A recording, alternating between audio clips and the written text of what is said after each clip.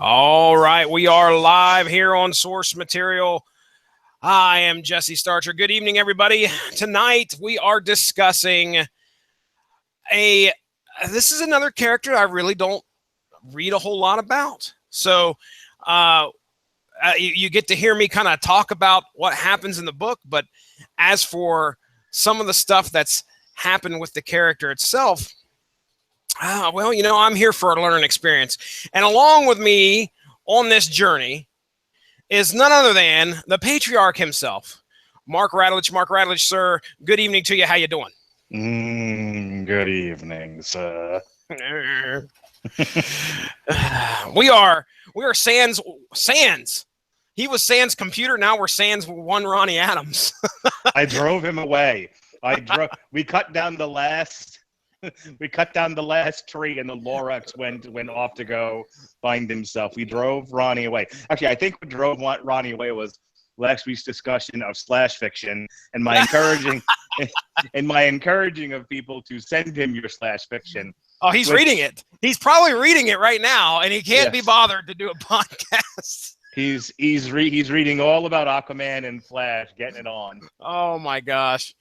No, the way that really went down was Ronnie Adams sends me a text that says, "Do we have a show tonight?" And I said, "Yeah." And he goes, EFF. So if you know Ronnie Adams, he don't curse very often, and when he does, or at least if he alludes to it, it's done. It's done hit the fan. So he is unfortunately unable to join us this evening, which is perfectly fine. We've got a fine book to discuss. Mark Radulich's Poison Ivy, Cycle of Life and Death. I didn't even take a look to see what year this came out. This is fairly recent, right? This is like something that came out at least within the last, I'm looking here. Bear with me. Do you know off the top of your head? Does it have it down there? I am looking as well. This was a 6-issue limited series. Independent, all on its own. 2016. Okay. All right. So, yeah, I'm looking at it here. First on sale date, January 20th, 2016. So early 2016, this book was released. And we got Go ahead. So this is the ass end of the New 52, right? Well, here's the thing. It's the New 52 has not ended. What? Well, okay, we have a lot of rebirth. I thought they did rebirth. They did rebirth, but it's not like they brought everything back. They're kind of like working on it. It's like a very drawn out, long process of trying to bring. What, dude? I'm telling you what. And here's the thing: I need to read. I really do need to buckle down and read Rebirth, or reach out to one of our DC correspondents, either over at Kapow or our good buddy Cole Maritet, because after Rebirth #1, when it hit last year, Rebirth #1 hit last year, May 25th. I remember it was on my wife's birthday, and I had the opportunity to go to a release party at a comic store. Imagine that one, Mark. Nerd. All over the place. Nerds. Midnight release party even at the comic store. How could you have even breathe with all those neckbeards around? The air was thick with neckbeard. Oh my gosh, we had a good time, man. They kept it lively. Of course, the owner of Asylum Comics is one of the members of Kapow, the Pop Culture Podcast, and that's where they introduced DC trivia. That was after me and you had our first original trivia night. They ended up taking a kind of a page from our book and making it live. So they had people sit down and do trivia. And if you won, if you got 3 questions right, you would get I think it was like 50% off your purchase, something like that. If you got 2 right, you ended up getting a free issue of DC Rebirth, which was pretty cool. I ended up getting 2, got me a free issue of Rebirth that night. So anyway, but Rebirth #1 hits May 25th, 2016, and there's nothing really that takes place big time, from what I understand, in the vein of how Rebirth #1 ended up until just recently. Now they've got these titles out there, something like Detective Comics or Batman the Button. So they're all talking about the Watchmen button, and that's a year later, dude. So it's when you said the button, I thought you were talking about the anus. I thought, no, I'm not talking. Batman the anus. Oh no, not talking about the bean either. Batman the Bean. Oh no. Check your local listings for Metal Hammer of Doom. And yeah. So anyway, we're 2006 January of 2016, Poison Ivy, Cycle of Life and Death. Mark, I ask you every week, man. You're the one that brings you're the one that suggests content for the show here recently. So what do you think here? What brought you to Cycle of Life and Death? Just looking for a Poison Ivy story? Because this isn't falling in line with anything that we have going on this week, right? No, this is connected to absolutely nothing. It's only loosely connected to the stuff we've been talking about. I mean, this whole month we've kind of been focusing on DC, yeah. And so loosely, June has been DC month, in celebration of Wonder Woman. But I that's literally like I just sort of accidentally did all that. Each Wonder Woman had its own thing, Flash had its own thing. And it was like, well, since we're doing those and I have it, let's go ahead and do this one too. As to how I came across Poison Ivy, the Cycle of Life and Death, I guess it was last year. Batman and Robin, the movie with Arnold Schwarzenegger and George Clooney. Really? Happened to be, yes. Okay. Happened to be on TV. And I called my daughter over and I was like, hey, come here. I want you to watch this movie. Now, she hadn't seen the Tim Burton Batmans and she hadn't seen the first Joel Schumacher Batman Forever. So she had no preconceived notions. But I figured this is such a bright and colorful movie. And yeah, longtime fans of Batman and grown adults hate it and, for whatever else. But I'm always interested in how my children are going to react to certain things that I show them, depending on how old they are and what the subject matter is. And I figured, let's see how she reacts to Batman and Robin. It's got, my daughter responds so strongly to strong female characters in anything that she watches, even like not prominently featured female characters. She could literally watch like Magic Mike and be like, and she'll be focused on some girl in the crowd. Not the example I would have went for. Magic Mike has a lot of men in it, is the point there. Yeah. Not that I would show my daughter Magic. Not that I would even watch Magic Mike. Jesus. My daughter just gravitates to strong female characters. And if there aren't enough strong female characters in it, she tends to lose interest. So she watched the movie and she enjoyed it. She actually thought it was fun, and obviously she's not old enough to know how terrible it is, but she gravitated to Uma Thurman's Poison Ivy. It didn't matter that she was a villain. She just thought Poison Ivy was the bee's knees. So over the course of the next couple of months and at Christmas time, it was all about Poison Ivy toys and Poison Ivy books and Poison Ivy this and Poison Ivy that. And in my hunt for all things Poison Ivy for my daughter for Christmas, I came across this comic. And I figured it would be something that after I read it myself, it would be something that maybe I could read to her, or give to her when she was a little bit older and was able to actually read comics with any, degree of excellency, I guess. I figured, let me take a look at it and, I'll have it in the house for her when she's ready for it. And as it turns out, it's actually a really good book. They did an excellent job of crafting a nice whodunit out of the story. Yeah. Just from what I read, I mean, we got a murder mystery going on here. We've got, we got some, there's actually a lot of crazy stuff that's involved in Poison Ivy's life. Why don't you take a few seconds here, if you can, and do your best to describe like who Poison Ivy is. You don't have to give us a detailed like origin or anything like that, but kind of give us your synopsis of what her powers are and what if you know much of her background.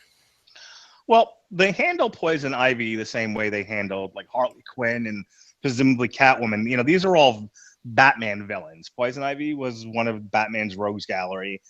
And they seem to, when they give them their own series, whether it's limited or not, these are characters in the midst of a life change. Harley Quinn was starting over and she was moving to Coney Island, Brooklyn. And, she still has some villainy qualities to her. But overall, she's trying to make amends and she's trying to do good and move on with her life. Same thing here with Poison Ivy.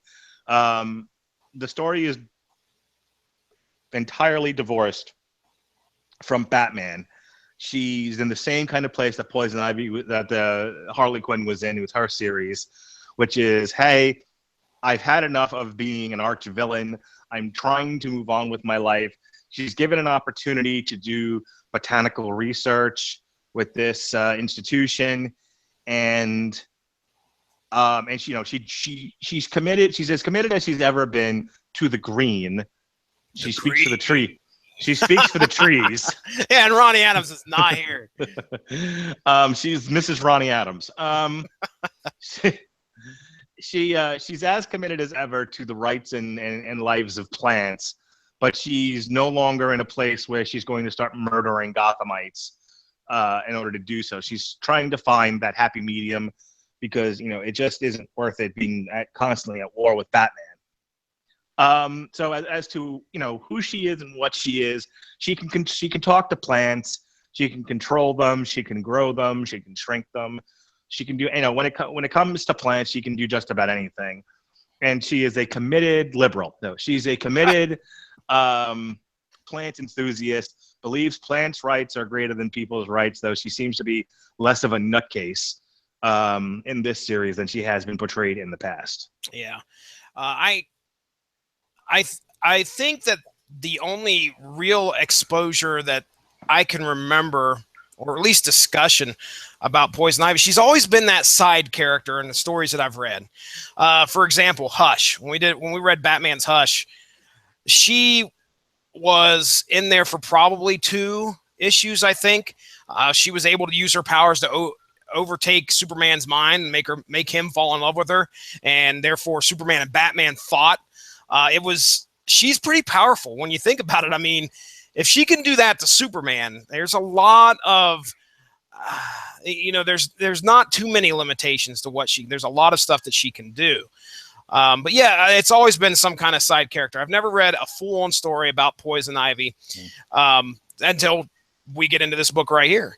So let me take a look and see if we got any other notes. I do want to go ahead and give props to the creative team as usual. The story was written by Amy Chu, C-H-U. Amy Chu, Tommy Wong. Amy Chu, Tommy Wong. Fucking Charlie Chan. Is that your Andrew Dice Clay? No, that's Harvey Keitel. Oh, okay. All right. From? I want to say Pulp Fiction. Okay. All right. That's Harvey Keitel? That's either Harvey Keitel. It's definitely Harvey Keitel. I just don't remember if it's Reservoir Dogs or Pulp Fiction now. Yeah, I've seen both of those movies, and I don't remember him. In Pulp Fiction, he's like the guy that comes and he's the wolf. Yeah, he's the guy that comes. Yeah, he's the guy that comes and cleans up everything. But I don't remember him. Okay. Anyway, moving on. I'm going to look it up. You have to. We are going to be perplexed. You keep going, and I will cut you off when I find it. All right. So written by Amy Chu. Pencils. Now, this series of 6 issues was actually penciled by quite a few different artists. Clayman, Robson Roca, Steven Segovia, Julio Ferreira. I'm putting the accent on it. Okay. It was Reservoir Dogs. For the past 15 minutes, you've been droning on about names. Toby Wong, Toby Chung, fucking Charlie Chan. I got Madonna's big dick coming out of my left ear, and Toby the Jeff, I don't know what the fuck, coming out of my right. I remember now. Yes. Man, I need to revisit that movie. It's such a good movie. It is a great movie. Ethan Van Sciver, that's a name I recognize. Al Berrienuevo and Cliff Richards. So anyway, they ran some artists on this book, that's for sure. But that's your creative team as we go into this. Amy Chu, as for her writing capabilities, I'm sorry, it's the first time I've ever read anything by Amy, so it was, it's a learning experience as we go and do this podcast. I always get to sample different writers. I'll remember her name from here on out, that's for sure. All right, Mark, before we get into the synopsis here, I'm going to whiz bang right through it, and then we're going to bring up some talking points. Do you have anything else you'd like to say? No, that's just another example of Poison Ivy being kind of a bit player in the Batman Rogues Gallery, the Long Halloween. She has her little bit to do. No, you're right. She's never been a major player, and she has since become more associated with other villains, and as a partner. As a sort of a partner in crime, again, she's one of Harley's friends. She was in, I think, Gotham City Sirens. They tend to focus on her outside of villainy with Batman than they have as she ain't the Joker or the Penguin or the Riddler. She's a second or third tier Batman villain, but she's becoming a first tier anti-hero in her own right. Quick aside here, because I know you are a lot more knowledgeable about the TV series than I am. Did she ever appear in the Adam West series? No. Okay. All right. I didn't know if she was I'm pretty sure she was created back then, but never appeared in the Adam West series. Rest in peace, Adam West. All right. Here we go. Synopsis time. So, Poison Ivy is trying to hold down a legitimate job as Dr. Pamela Isley at the Gotham Botanical Gardens, while also attempting to further her research in plant genetics. One of the things she comes up with is a plant-human hybrid. The research that she did for this and one of the prototypes are mysteriously stolen from the gardens, coupled with some strange deaths occurring in the lab where the victims seem to have been murdered in some plant-related fashion. We are then enveloped into a murder mystery as well. Ivy also kept a couple of these plant-human hybrid prototypes at home, and by the end of issue 2, these things birth 2 very humanoid-looking babies. As the second victim is found at Gotham Gardens, Ivy has to find a way to break into the facility to try to find her missing research, along with her new friend. Now I'm going to pronounce this how did I pronounce this earlier? Darshan, fucking Tommy Wong, Charlie Chan, Darshan. We're going to go with Darshan. Her new friend Darshan and Catwoman, who helped out in breaking in as well. Now, as they infiltrate the facility, they find a young girl that has been experimented on by her boss, Victor Lee, who she determines and figures that he stole her research and did these horrible experiments. And in the comic, you just see like lines of failed experiments. Like it's kind of horrific in it because they're clearly got these human qualities to them, and they look like babies almost, and they're just lying there dead. But the one has lived, and Ivy is so enraged that these experiments went on that she just, as they're leaving, she brings the whole facility down in a tangled twist of plants and vines. So the Gotham Botanical Gardens / research lab, covert research lab, is no more. It has been destroyed. Now we then fast forward 25 weeks, and Rose, Hazel, and Thorn, the 3 sporelings that have grown. They've grown at an alarming rate. I'm going to try that 3 times fast here. At an alarming rate.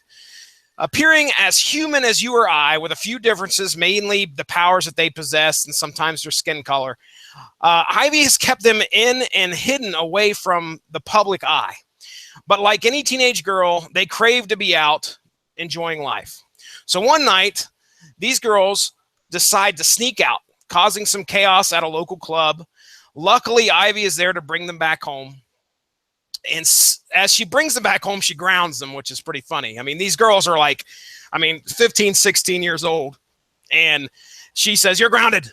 And then she goes up to the roof and she seeks advice from the Green. So, Mark, I know you read it, and I'm just going to kind of do a quick aside here because I've got to go to DC Wiki. I didn't know what the heck the Green was. I didn't know if it was an established thing. I figured it was in DC continuity.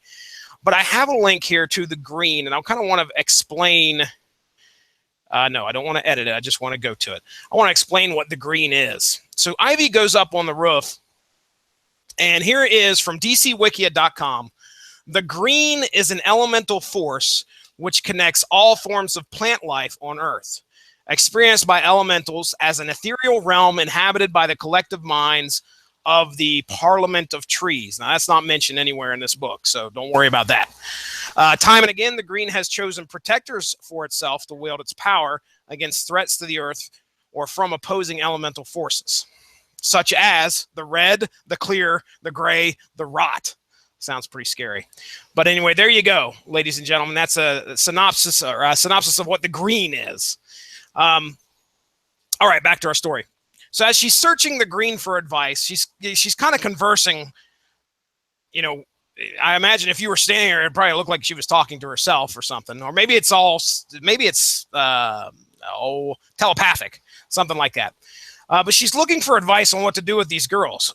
When suddenly Ivy is attacked by her once thought dead employer from Gotham Botanical Gardens, Dr. Grimley, who now goes by the Grim.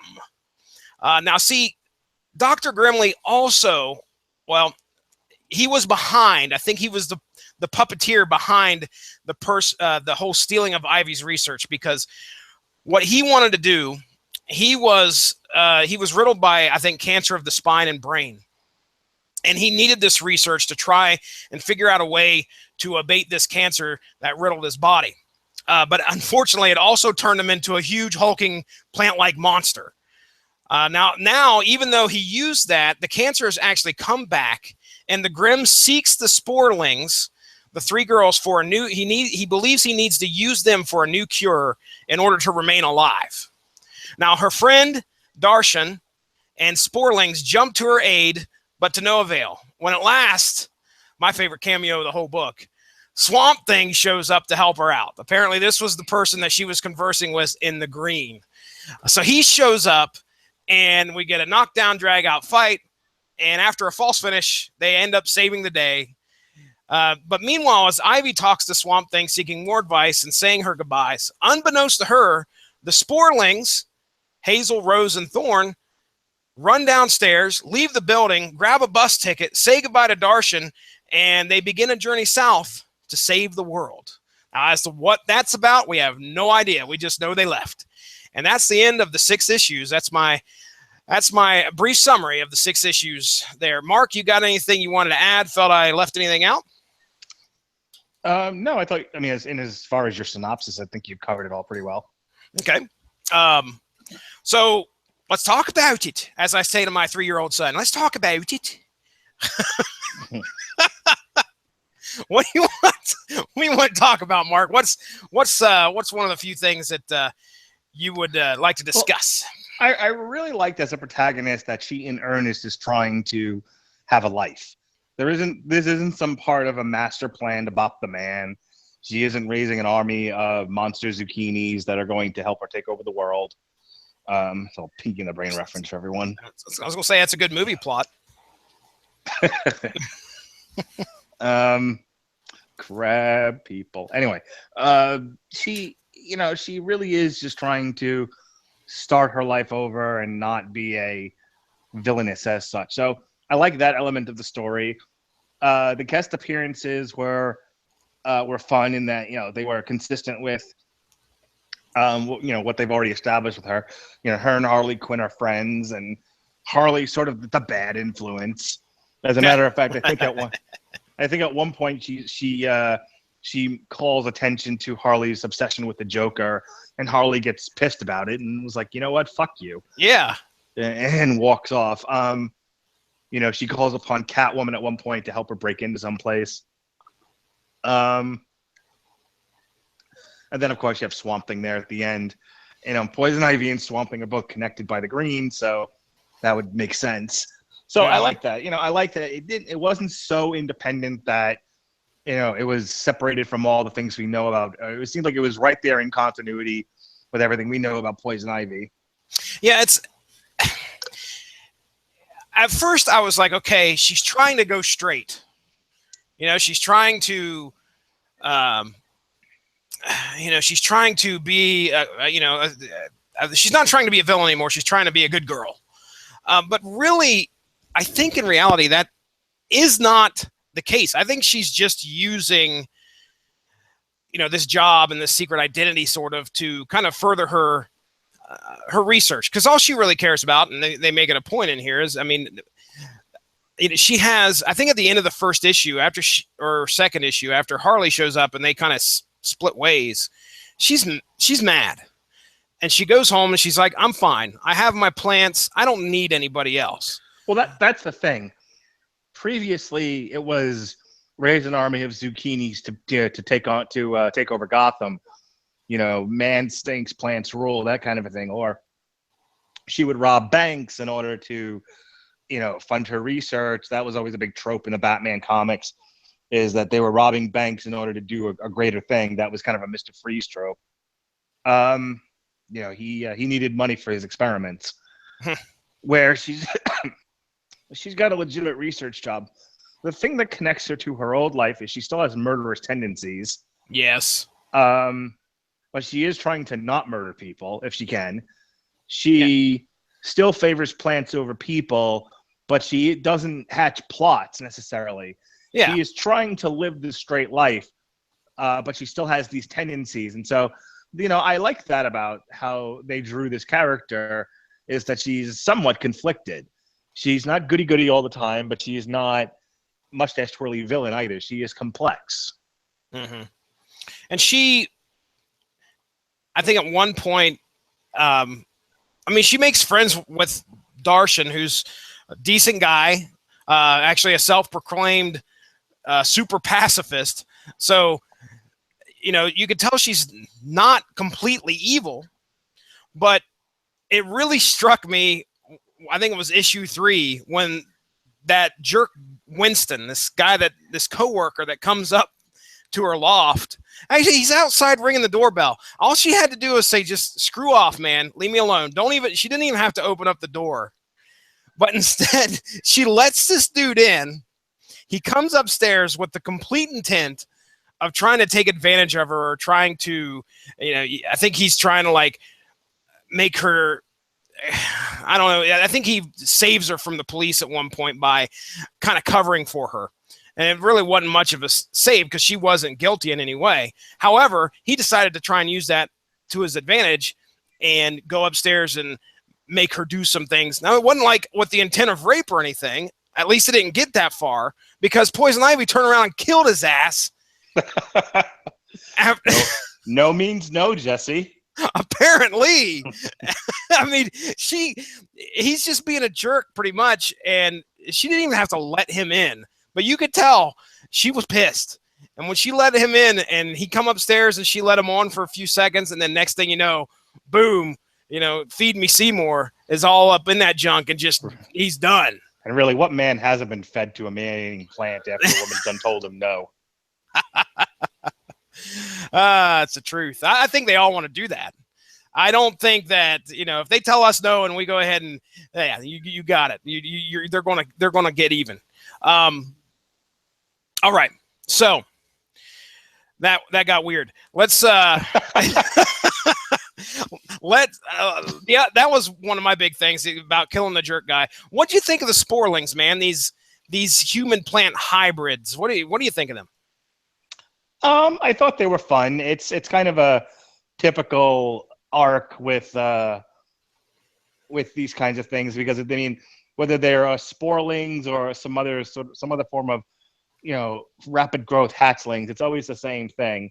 Whoever did it, they're great when they're babies, and then they get older, and then they want to see the world, and there's that conflict between the parent figure and the hatchlings, because the hatchlings don't really know anything, but they're just like real people. They want to go see the world. They don't want to just stay inside the whole time, and then of course they go out into the world and they don't know what they're doing. They're fishes out of water. So there was all of that was captured in there and expressed appropriately. That it was fine. But I think the best element of the story is the actual whodunit. When it stuck to that, I thought those were the strongest points of the whole series. When it gets away from that, I don't think it's as strong. Yeah, it's a bit jarring to be sitting there, and I think it was within 3 issues or maybe 4 issues. She's convinced of whodunit, and of course destroyed the whole facility. And in the background, we got the hulking, the Grim, who's kind of either keeping tabs on her or doing, he's trying to figure out a way to get those sporlings from her. But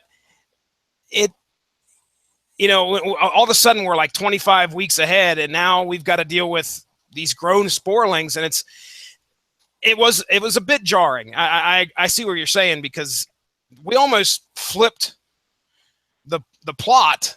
Well, I guess it's the second part of the story. That's the only thing I can think, because they told the first 4 and talked about who done it, blah blah blah, and then we kind of have a resolution of that. Although at the end we find out that, oh no, he really didn't do it. Here's the mastermind. But yeah, I agree. It kind of fell a little bit short in my expectation of that. I thought that's what we were going to get right at the outset. Now, as to whether this is a 6-issue contained series, so it's not like they were going to continue telling any more of a story after this. At least I assume, because it says 1 of 6 on the front cover here. So who's your favorite cameo? Oh, Swamp Thing. Easy. Yeah, I agree 100%. Because now here's the thing. Without the knowledge of the Green or anything like that, his appearance completely took me by surprise. I was just sitting there and I turned the page, and all of a sudden, boom, Swamp Thing's in the mix. So that was pretty cool. So what else, man? You got anything else you want to bring up? I got a deep topic we can get into here, but I want to make sure there isn't anything else that you wanted to. Well, unlike our Wonder Woman story from 2 weeks ago, this was completely Batman free. It was. Here we have a female protagonist. We have, other than Swamp Thing, who's sort of unisexual, we have, appearances by Harley Quinn and Catwoman.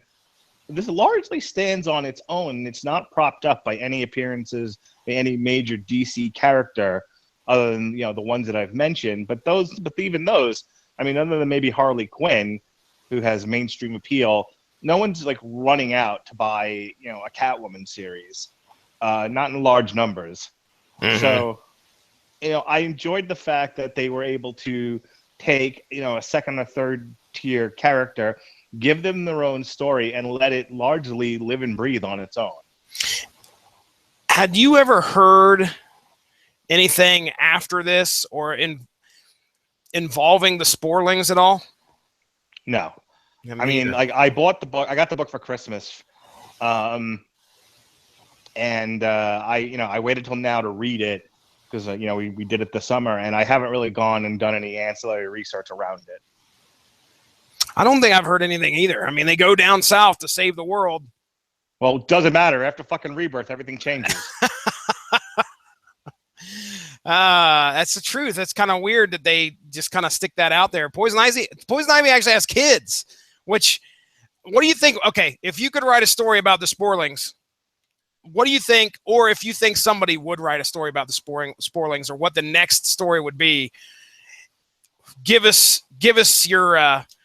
what you'd do with them. I think I'd set it in the rainforest of Brazil, and I would have them taking on a logging company, someplace that was like strip mining the Amazon, strip mining the rainforest, make it a deeply eco-friendly type story. We're like, oh no, the evil corporation LexCorp or something is strip mining this rainforest, and and they go in and stop it, and and the company starts sending superpowered villains after them, and they get their ass kicked because they're not used to using their powers, or up to this point using their powers has been easy, but now they're facing trained assassin type, superpowered individuals, and they get their asses kicked, and the suggestion, hey, we need to go get mommy, Poison Ivy, and it's like, no, she'll just make us come home. We have to do this on our own, and they end up maybe partnering up with another figure from the DC universe, another lesser known figure, some young kids or something. Yeah, or maybe they partner up with Swamp Thing again. Mm-hmm. Swamp, and while they're licking their wounds, Swamp Thing maybe or they get their asses kicked, but Swamp Thing shows up and saves them and brings them into the green, and he's like, oh, okay, I'm going to help you with this company, and it's Sporlings and the Swamp Thing, and an all-out assault on LexCorp. And I was sitting there thinking, I could see what I believe would happen if somebody wanted to utilize them. If I were to utilize them, okay, we'd be running 2 years on out, okay, from this story. And then Poison Ivy's involved in like this huge battle or something like that. And then as she is just about to be defeated, she's down on her luck. And then somebody shows up to finish her off. And it's the three Sporlings. They've turned on their mama.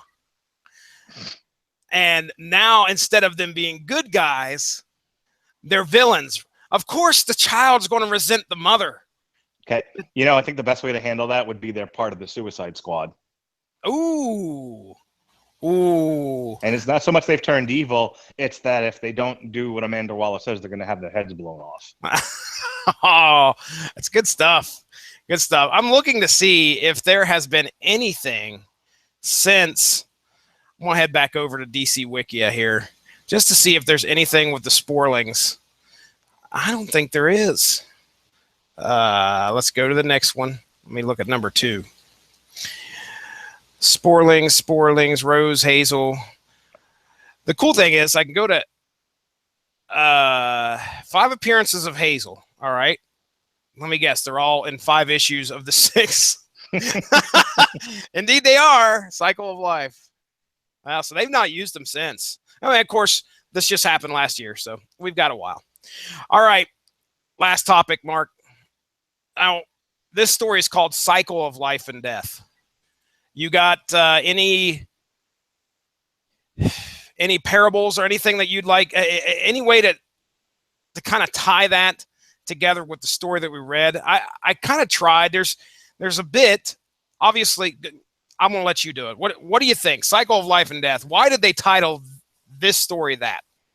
Well, I mean, I think the ultimate goal of what the experiments they were working on was the extension of life. And there's the artificial creation of life in the Sporlings. And then you have the death and all these murders. You also have the idea of the Sporlings have only a limited lifespan and they're going to die. Mm-hmm. I think Swamp Thing pops in and he was talking about how the Grimm or Dr. Grimley, who is doing those experiments to extend his own life, was somehow violating this thing, this cycle that is believed or at least, is observed by people like Swamp Thing and Poison Ivy. It's kind of strange to sit there and think about how humanity seems to be the only people who are. Humanity seems to be the only people, Mark. What do you think of that? That's deep. But it's the only species on Earth that seem to be that are able and capable of trying to extend their own life, their own lifeline, their own lives. Do you believe in any like? Do you believe in love? I got something to say about it.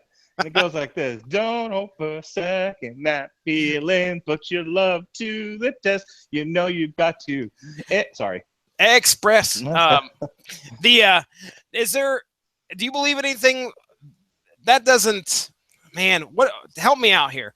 If you don't finish a fucking sentence, I'm gonna start singing again. Ah, dude, it's tough. And then when you start singing, it gets worse because I can't think. Is that violating any like natural law? The fact that humanity is Yes, I believe we learned from Father Pete Steele in Typo Negative. Everything dies. okay. Everything dies. You're gonna find a reason to sing. You're just gonna find a reason to sing. That's the way it works. Dies. Everything dies. And it does. As humans, are we violating any type of natural law by trying to find ways? Think of it like this: there are 10 sandwiches. Okay. There are 10 sandwiches and 5 people.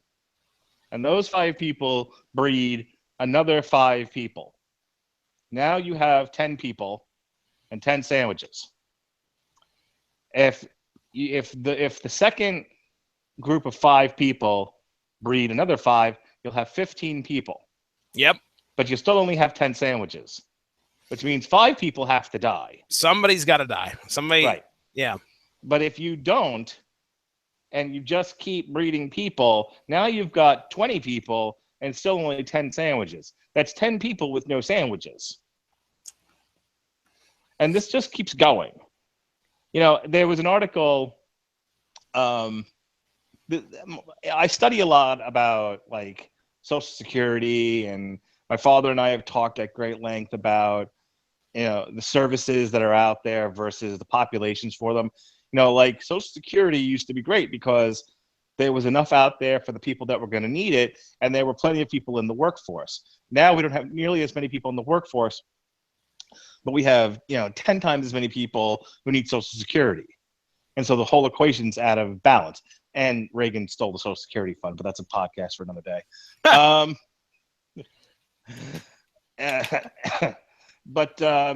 You know, we talk about the amount of resources that are out there for people, but that's highly dependent on a cycle of death where, you know, the older population dies out, and, you know, and the younger population is able to claim those resources that are now left up for grabs, except that older people are living longer and longer. There was an article on Time about how a lot of medications out there are extending life. Well, you know, people on average die in their 80s, but with the medication that's out there and that's coming down the line, people live into the 90s and in their hundreds. Well, Wow. we're back to the sandwich problem again. Yeah, you're going to run out of resources in order for people to continue to live. Right. And we struggle with that. I mean, it is a constant struggle trying to figure out a way to live longer and basically be immortal. You have to do what my friend Gary Foster said, and that's put old people in the grinder. Put them in the grinder and feed them. No, just put them in the grinder and turn them into sausage. Okay, and then are we going to? That'll save some food problems. That will. When we were in high school, he used to write music about killing old people. One song was, you know, put them in the grinder. Another song was called "Bake the Fucking Old." Nice. Yes. He is. He's coming up with solutions. Is I think what a lot of people would say. No, that's horrible. As I can, I think. I mean, it's called Cycle of Life and Death. I really don't think there's much of a statement in this, as much as I try to. There's not much of a statement there in these 6 issues about that. No, I think it's just a fun story. I think the editors at DC are trying to throw shit at the wall to see what sticks or stinks, as the case may be. and I think, you know, they have these characters, and it's just like, you know, look, they can write 6 different Batman comics, but eventually people, you know, need something else besides Batman to read, and they need to sell comics. So why not experiment with different characters and give them stories, compelling stories? And, you know, sometimes it works, sometimes it doesn't. You know, Marvel does the same thing. Marvel gave a talking tree that just says "I am Groot" its own series. It's true. based on the popularity of the character. Now, I have not read Groot, but I desperately want to, because I got to know, how do you come up with a story, a compelling narrative with a character whose only lines are "I am Groot," in that order. That's true. So why go back to the original? Why not do a story about Poison Ivy? Why not do a story about Catwoman? Why not do a story about anyone that's willing to, this is the free market. If people are willing to buy in large enough numbers to make it worth producing, why not, just tell stories? Throw it out there. Yeah. Tell some stories. Well, last question I have for you here. There were a lot of artists on these 6 issues. Did you notice, was that something that you noticed a change in as we went to the issue? Okay. No. All right. There was, I think, maybe one panel where I was like, whoa, wait a second. Something's different here, but nothing that really took me out. So that's good. Yeah. I only know 2 things about art. It's good or bad. It's important that it definitely does not, conflict with what we'd seen. Like in issue 1, and then all of a sudden issue 2, things look way different. And I mean way different. If that was to occur, then we'd have something to gripe about. But they do a fine job in keeping, number 1, they keep the story flowing, and number 2, they keep the character designs and everything is perfectly fine as they switch artists. So a good job in doing that, in my opinion. As a matter of fact, I think on a couple issues, there were more than one artist per issue, which is pretty interesting. But regardless, they did a good job. So, all right, Mark, give it a rating here. Let's hear what the Mark Radulich rating system is. First, you said art was fine. You got a number for it out of 5? I would say both art and story are 4 out of 5. Okay, all right. Any other final words before we wrap it up? No. All right. Well, I could tell you that I enjoyed reading it. I didn't think it was a horrible story in any way. I think it's great that they introduced some new characters. Gotta like that. Is your daughter into comics at all? Is this something that you can give her to read? I'm always on the lookout for, because I said my daughter gravitates to anything with a strong or weak, for that matter, female character. Do you look for, not role models as such, but stuff that shows women in sort of a leadership role, a starring role for her to absorb? She doesn't have a comic preference right now. I could tell you that she would probably rather read something silly and funny before she would pick up something and go, oh yeah, this is about some strong woman character. When we covered Phoebe and her unicorn, which was a couple years back on Father's Day. That was one comic that she made me read. She wanted me to read it. And all it was really just a bunch of comic strips put together of this little girl and her imaginary unicorn. She loved it. So I know that she enjoys, that's the one thing I know she enjoys. She enjoys reading silly stuff. If I gave her Poison Ivy Cycle of Life and Death, I don't know if she'd have an opinion one way or the other, to be honest. I think she would probably look at it and read it and then be like, oh, okay, yeah. I'm trying to think. We got this. How about the Unbeatable Squirrel Girl? Never heard her mention one word about that. You know what she's watching right now? What? She's in the middle of watching Riverdale. And okay. Yeah, so she enjoys. You Starkers in your horror. My goodness. She enjoys a good, like, what's a Gossip Girl? I don't know if you know much about that show. I know it existed. Yeah. I mean, that's pretty much all I know. I just know my little Kira watched Gossip Girl. She watches Pretty Little Liars. She likes her teenage thrillers. There you go. That's exactly it. That's the kind of stuff she's reading now. So you couldn't pay me to watch Riverdale. Dude, talk to Ronnie Adams. He speaks for the trees, but he has been involved in some Riverdale here recently. He sent me it was so funny. He sends me a message. He's like, I just started. Actually, I think we talked about it on this podcast. He's like, I just started the first episode. So anyway, he tells me he starts the second episode that night. The next morning, Kira comes running in. She goes, Dad, I got to tell you about this show I'm watching. So what are you watching? I'm watching Riverdale. And so now she got to the point today where she was like, I want to tell you a spoiler every day until you start watching it. And I was like, don't do that. That's shitty. If I start to watch the show and I already know so-and-so's pregnant or so-and-so's dead, I want to be pissed. There's no sense. I have a new show that just started, actually. There's 2 episodes so far. The 3rd episode is June 18th. I don't know if you get Showtime at all or get access to Showtime. Showtime anytime. But there's a show called, it's about comedy in the 70s, which is a oh boy. It's one of those things that I'll read books about. I love reading about the history of stand-up comedy, and especially like comedy in Los Angeles in the 70s.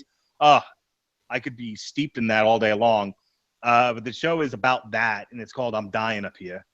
Oh, and I think you may have shared that on Facebook, and I was wondering about that. Yeah, okay. Yeah. I watch other stuff besides superheroes, folks. Well, I needed something after I binge watched Orange is the New Black in one day. Holy shit. Yep, I was useless. Nice. I checked out of being a parent. Sorry, kid. Raise yourself. Here's $5 in a football. Raise yourself. Go get an icy. But yeah, I'm Dying Up Here. It's actually, the first episode's a little depressing, but overall, I'm really enjoying it so far. Is it fictional, or is it actually about? I mean, it's based on a book about that era.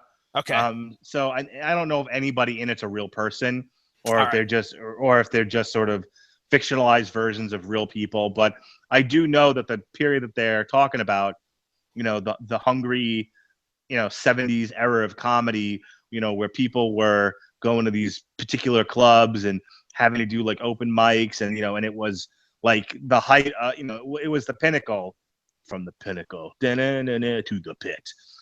It was the pinnacle to get on like Johnny Carson. Mm-hmm.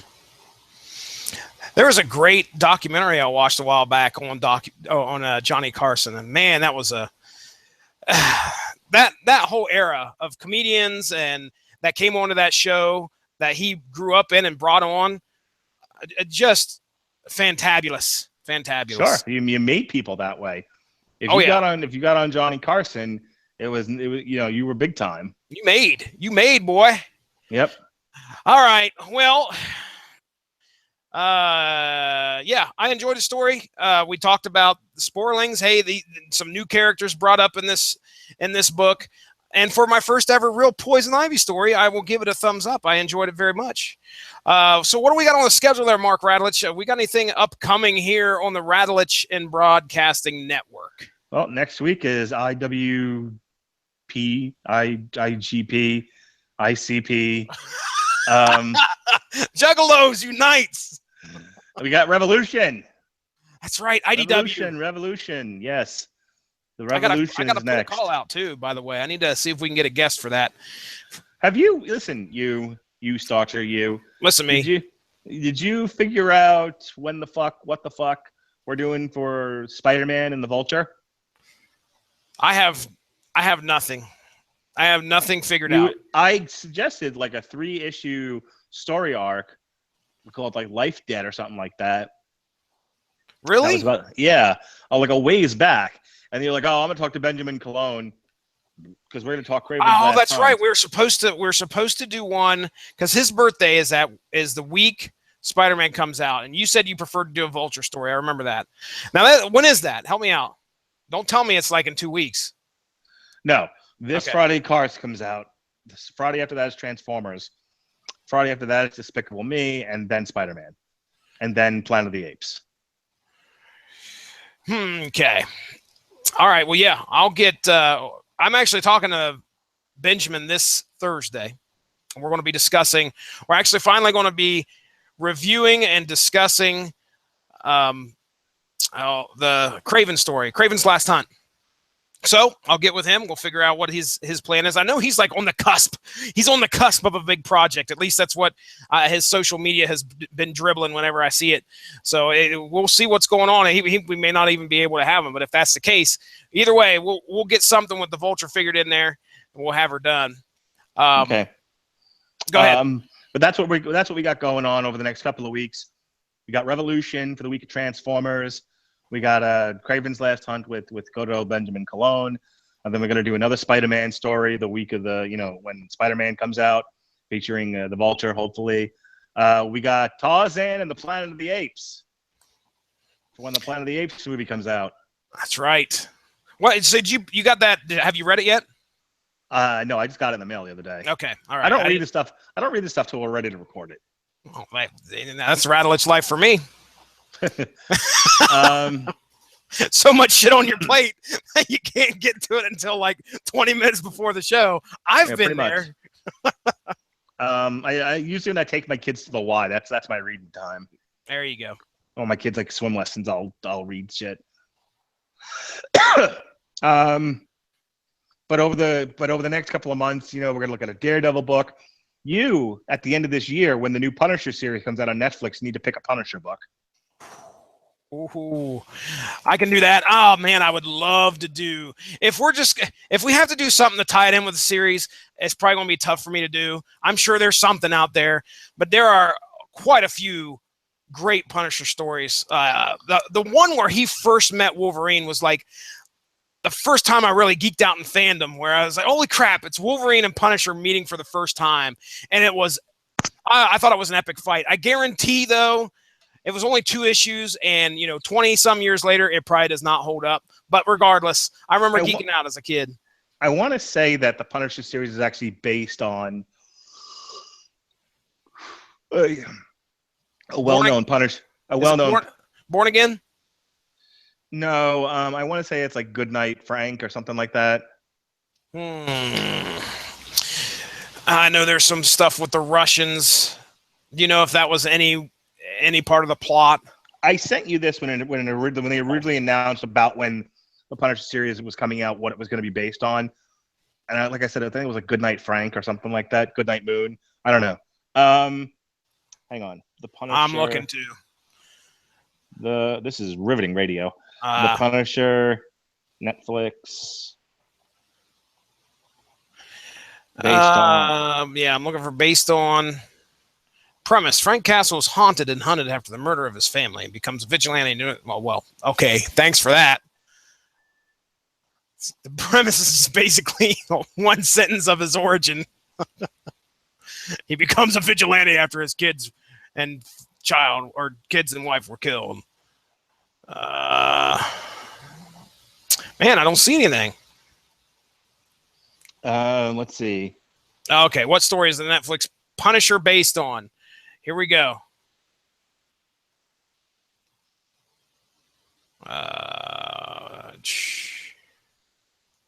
We're looking, guys. Just be patient. This is the biggest bunch of bullshit I've ever seen. Movie pilot. That's right. Yeah, retelling the story from the 2004 movie. Oh, they're talking about it being based on a video game. When was this written? September 14th, 2016 is when this was written. Okay, that article I just read did nothing for me. The comic book should adapt Welcome Back, Frank. Is that what you're thinking? Maybe that's what yeah. Okay. Yeah, okay. Yeah, and yeah. I was thinking Welcome Home or something like that. But yes, you got it. Okay. So there we go. All right, we'll check it out. I mean, I know that Welcome Back, Frank, Garth Ennis, buddy, I'll tell you right now, great. Garth Ennis and Steve Dillon are a great pair.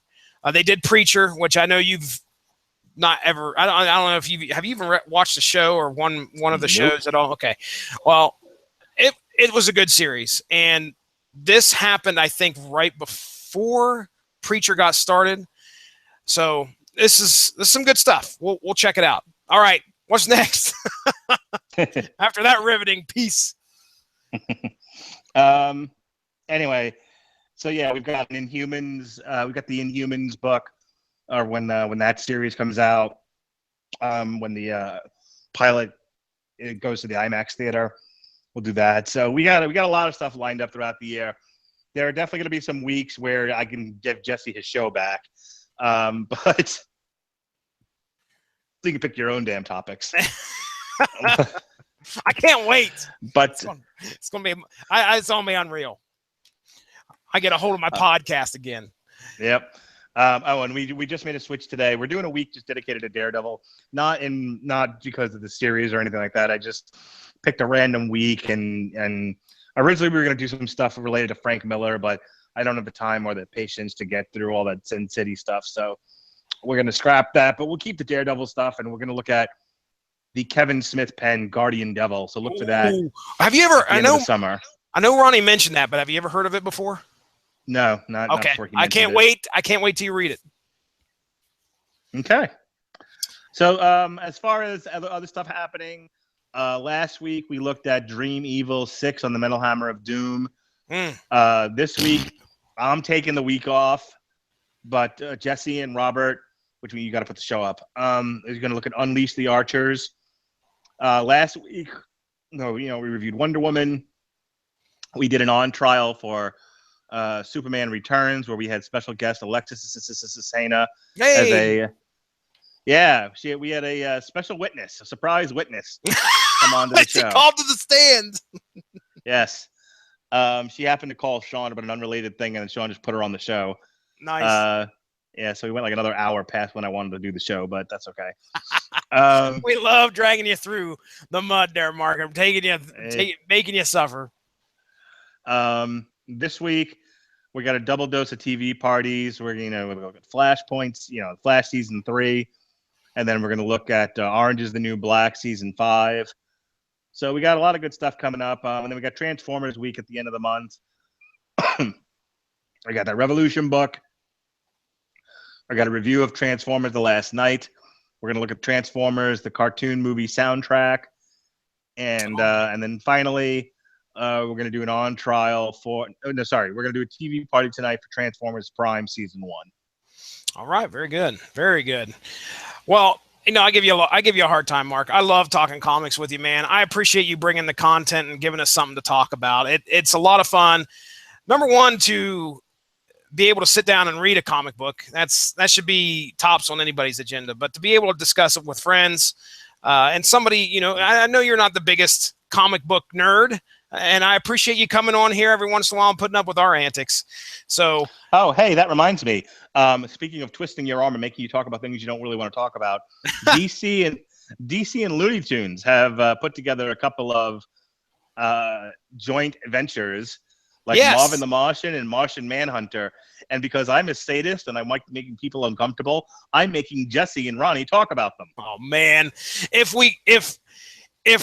all judge presiding Josh Calandros is able to do podcasts at some point. I know he's in the midst of a move and doing all sorts of other stuff, but our concept of having him judge, picking the best one, that I really hope it comes true. But because he hates the whole concept of that. The whole concept of merging Looney Tunes and DC characters and having them interact. And did you see the few panels? I don't know if you did or not, but there's a few panels that Batman and Elmer Fudd. It looks fantastic. I mean, come on! Wow. I haven't been this excited and this set up to be let down since Wacky Raceland, dude. If number one. The writers that are on these things, specifically Tom King, has been proven gold on just about anything he touches. And that's one thing that I was hoping Calandros would have to give into. Tom King's writing it. I've got to read it. But I don't know if that's going to happen. I can't wait, man. It's going to be a lot of fun, man. So I know we said there was Superman, Bugs Bunny. There's Batman and Elmer Fudd. We had Lobo and the Roadrunner. Okay. Yosemite Sam and what's the cowboy's name? Jonah Hex. Jonah Hex. Yeah. Oh shit. Yeah, that's right. Wonder Woman and the Tasmanian Devil and Martian Manhunter and Marvin the Martian. Martian. Oh my gosh. Do you think that I'm so excited for this? I'm curious as to what the plot is for the Martian Manhunter Marvin the Martian thing is. I mean, and how they try to fit it, if they try to fit it in DC continuity. Oh boy. All right. Well, clearly the plot's going to be that the Earth blocks Marvin's view of Venus. Oh, And he wants going to to blow it up. I hope they have a special appearance of that big Sasquatch monster. It gets a hold of Bugs Bunny every time, and he's like, "Hey, George." Yeah. Oh, the abominable snowman. Yes, please. I hope he's in there. All right, I'm done. All right, are you done? Oh, I'm so done. Oh, he's so done. All right. Again, Mark Radulich, thanks for coming on here. Folks, go give that Radulich and Broadcasting Network Facebook page a like to stay up on top of all the great podcasts that we have to offer. I'm not going to bore you guys with a whole lot of plugs tonight. Just check out whatever Mark talked about. Maybe go on to the Radulich and Broadcasting Facebook page, or go to go take a search just in Google. Bring up about any podcast you can if you just search Radulich. Also, give some consideration to throwing our patriarch a little bit of cash his way and get yourself a snazzy shirt in the process. Represent.com/fight Radulich fight will take you to it's a link to get you the shirt. $25 for a shirt. Check it out. Give us some thought, ladies and gentlemen. Help support our man in his battle through cancer here. That's Won't it. You help a fellow American who's down on his luck? Down on his luck. I'm Jesse Starcher. You can follow me at Stiznarkey on Twitter. The show's Twitter is at SourceMattCast. Ladies and gentlemen, thank you very much for putting up with our stuff. Thank you. And wait a second, Mark. I gotta find the end button. Where's it at? There it is. Thank you, and good night.